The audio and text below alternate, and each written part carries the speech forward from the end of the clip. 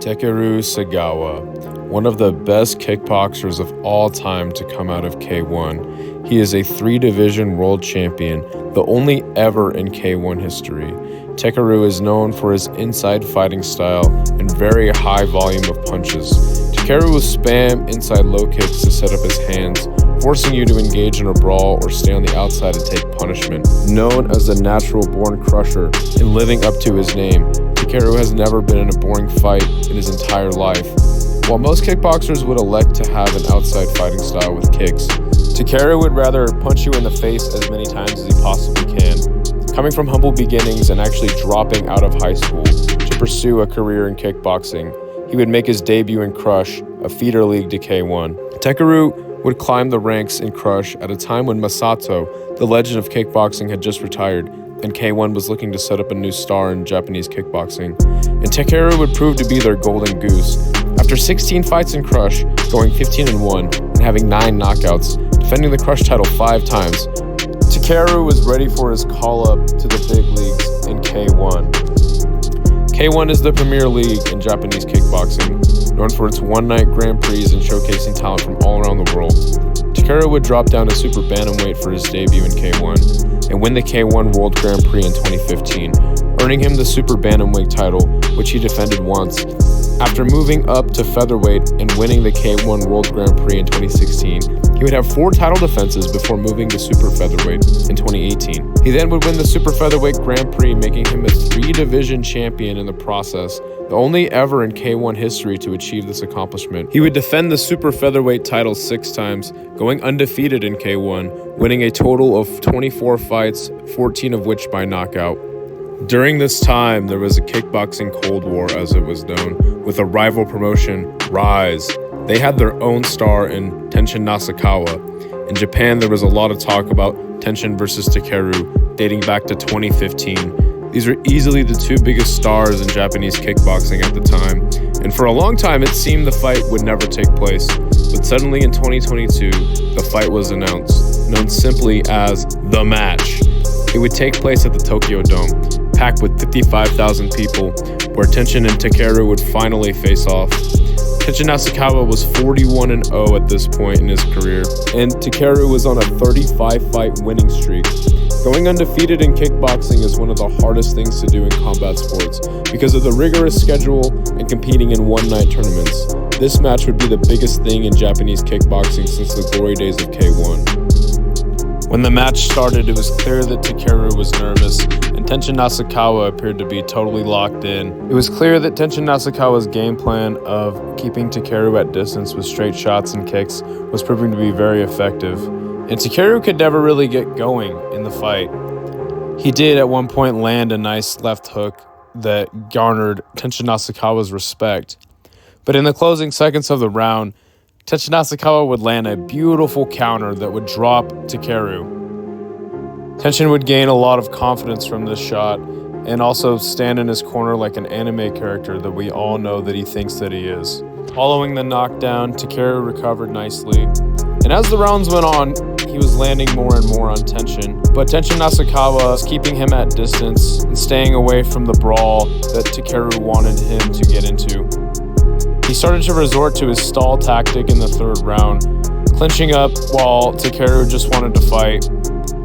By the end of the fight, it was clear that Tenshin Nasukawa was up on the cards, especially with the knockdown, and he was declared the winner. Tenshin would actually announce his retirement from kickboxing after beating Takeru, seemingly doing everything in kickboxing that he needed to do at the time. While Takeru, after the fight, had announced that he was taking a break from competition in order to heal physically and mentally, he revealed that he had been suffering from various injuries, including damage to his MCL and ACL. He also revealed he had been struggling with depression and panic disorder. He announced that he would pursue a new goal once healed, without a precise time frame. He subsequently relinquished his K-1 super featherweight title. He would announce that his contract with K-1 had expired and that he would face Glory veteran Bailey Sugden for the vacant ISKA World Lightweight title at MTGP Impact in Paris on June 24th, 2023. After brutally knocking out Sugden with a head kick near the end of the 5th round to capture the vacant championship, it was announced that he would be signing with one championship. much to the surprise, I think, of kickboxing fans. And I think that losing to Tenshin was the start of the downfall to Takeru's career. But signing with One Championship and the way that Chatri mismanages people over there at One was the nail in the coffin for the downfall of Takeru's career. He was scheduled to fight Rodtang, but I think to nobody's surprise at this point, Rodtang had to pull out of the fight, shockingly. And Superlex steps in like the badass that he is to fight Takeru at 165, which I think was probably a bad idea in hindsight for Takeru, having that opponent switch up. He did fight really well in this fight.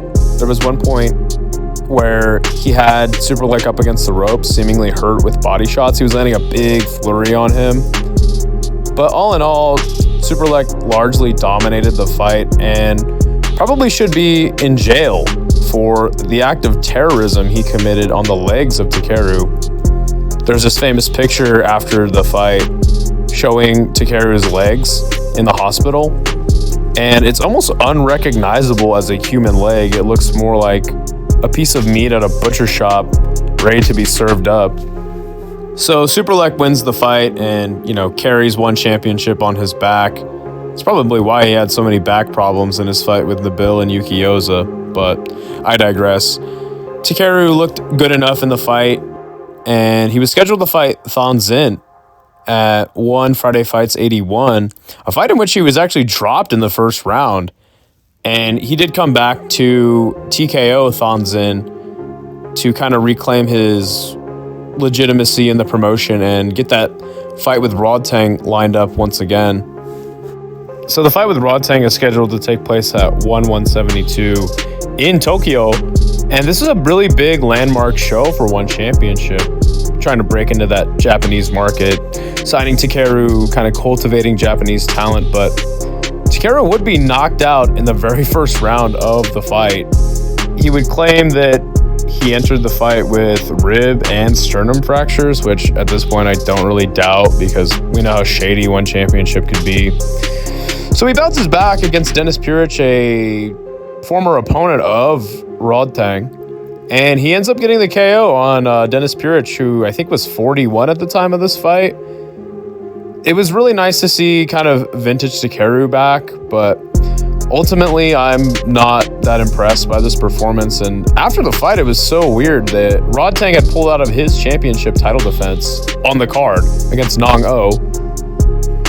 And here's Mitch Chilson. He's like, oh, by the way, Rodtang is here. Do you have anything to say to him? And Takeru's like, well, I want to announce my next fight will be my last, and I would like to fight Rodtang. And to me, this fight just makes absolutely no sense for Takeru. I don't have high hopes for him.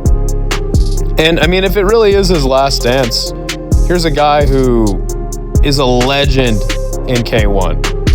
One of the best fighters ever from Japan, and just so exciting. And I would hate to see him go out sad again to Rodtang. That's how I feel the fight would go. But this is more of, again, like I said, the mismanagement of Takeru in One Championship by Chatri Sichijong. He's just money hungry. He wants to cultivate that Japanese audience.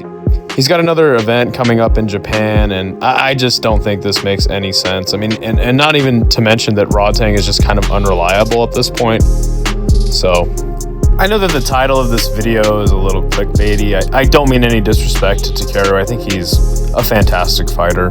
I wanted to make a video kind of recapping the career of Takeru while also talking about how One Championship is just mismanaging him and a lot of other fighters. So that's the end of the video, guys. Thank you guys so much for watching. Please be sure to like and subscribe. I'm going to come out with more videos like this here in the next couple weeks. I appreciate all of your continued support, and we'll see you in the next one.